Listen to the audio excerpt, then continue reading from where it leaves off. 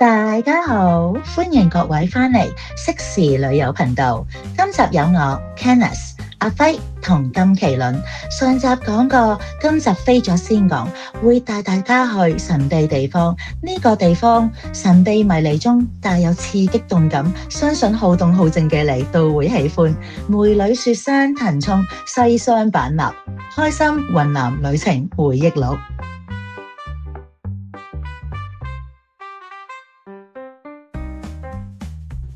你哋有冇覺得我哋呢次雲南之旅玩得好似3個唔同版本嘅自己啊？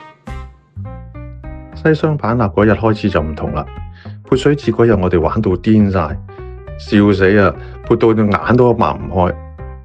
你哋兩個啊，潑得最兇狠，明明講咗話要保持優雅，結果5分鐘之後，我哋3個都變晒落湯雞，不似人形。喂，係你先拎支水出嚟偷襲我㗎好嘛？但係呢條街真係玩得太嗨啦！大家唔識嘅人都互相潑水，好似全世界都喺度玩一樣。我仲記得嗰日有條僆仔攞住個盆追住嚟跑，一路叫一路追，我嗰隻笑到我差唔多趴喺度啦。仲有嗰個大叔啊，見到我哋玩到由頭濕到落腳，佢仲喺度講：年輕人咁玩呢就啱啦！突然呢，一桶水咧就潑埋嚟，簡直防不勝防。但係嗰日真係好開心，陽光照喺水霧上高，成條街都好似發光一樣，嗰種自由感我到而家都記得啊！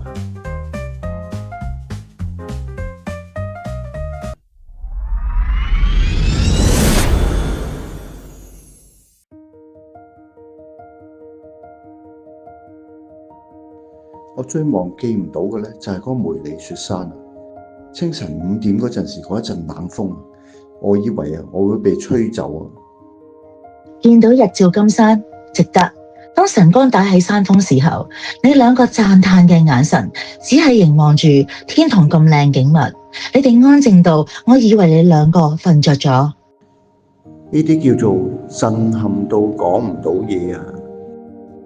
我第一次覺得自己咁渺小，好似全世界都突然按咗靜音鍵一樣。嗰個時候爭啲想喊出嚟，喺雪山嗰度，嗰啲風聲好似想同我哋講嘢，又唔知佢講乜嘢嗰種感覺。講到雪山，我覺得玉龍雪山亦都超靚㗎喎。嗰個藍月谷嗰啲湖水啊，藍到好似 Photoshop 整出嚟一樣咁嘅。我第一次見到嗰種藍色，真係好似覺得自己穿越咗去仙境咁。嗰啲空氣啊，凍得嚟，個感覺好清新，好乾淨。你哋兩個喺4000幾海拔，仲可以跳拍，一邊跳一邊影相，真係佩服。周圍附近嘅人都喺度吸氧嘅時候，你喺另一邊大聲高呼：再嚟一張！唉，難得上雪山喎，唔影多啲點對得住自己啊！我最中意就係纜車向上升嗰一段，啲雲就喺腳下邊，好似坐喺天際裏邊咁一樣。玉龍雪山真係好壯觀，浪漫優美寂靜，令人置身陶醉於仙境，讓人心情豁然開朗。騰衝火山地貌別具一格，黑色熔岩荒涼感，只可以用一個字形容：豪。但係我最中意都係浸溫泉。嗰日浸溫泉嘅時候，你哋兩個突然之間講起心事上嚟，我差啲以為自己參加咗咩深夜嘅 talk show 添啊！唔係誠實豆沙包，係誠實溫泉啊嘛！啲熱氣浸到你個人軟晒，有啲嘢平時唔想講嘅，不其然咁又會講咗出嚟。嗰晚真係好舒服，傾講完之後，覺得成個人輕到好似羽毛喺空中飛舞。瀘沽湖啊，真係好似夢一樣咁啊！湖面啊，平靜得好似鏡咁，我拍到手機都冇晒電啦。摩梭人嘅歌聲真係好靚，嗰日啲風好輕，覺得即係時間好似慢咗落嚟咁樣。記起我哋喺湖中心撐船嗰一刻，所有煩惱都被清澈翠藍湖水帶走。我嗰個時候突然覺得，只要有你哋喺一齊，去邊度都好啦。係啊，其實人生唔係樣樣嘢都有答案嘅，但係一定要有一啲同你一齊笑、一齊喊嘅朋友先至好。我哋喺呢個旅程帶走什麼呢？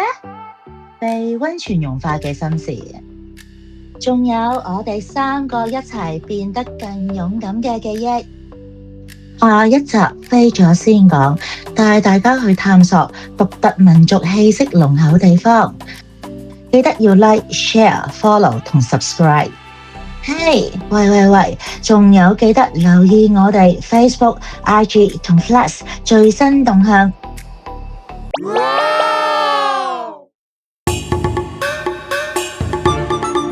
下星期過新年，假期期間影片將會暫停，我將會外出更新及探索更多有趣資訊故事和大家分享。